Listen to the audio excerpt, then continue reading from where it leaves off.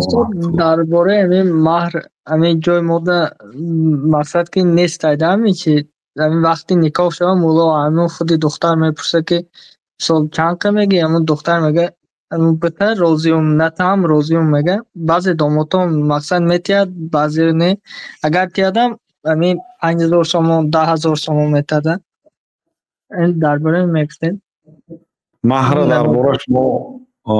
در پخش مستقیمی 64 ساعت گپ زدگی هستیم. مهر یعنی کم باشدم دادن در کار 5000 سومون است 10000 سومون است 1000 سومون است یک چی دادن در کار پیش از توی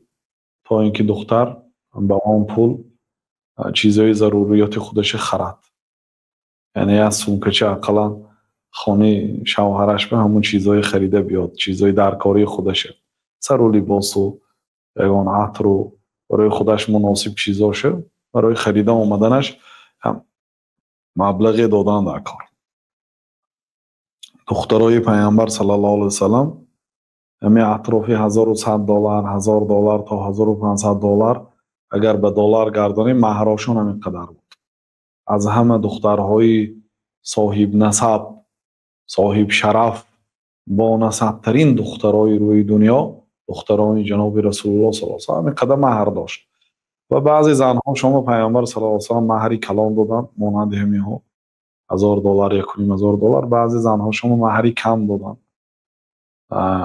و یک صحابه گفتن که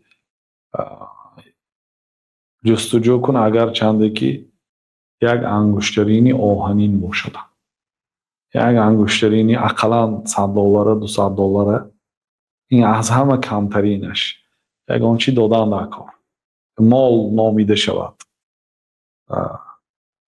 بله همین مهر است. اگر رفت و اینو بخشیدم نه یا بار بگیرد دختر بعد تحفه کند میشه لیکن به هر حال به دستش یا بار گیرد مهر و مهر شرط نه که پیش از نکاح تید رفت و مثلا گوید که من مهر بعد نکاح میتیم خیزنک این خیلی چیزایی که یازی گفتیم این چیزایی خریدم مثلا قدرتش هست پول دارد به این چیزا مهر سانیتر میتیم گویدم مایلش مهر لیکن قرض است در گردنش واجب است باید دهد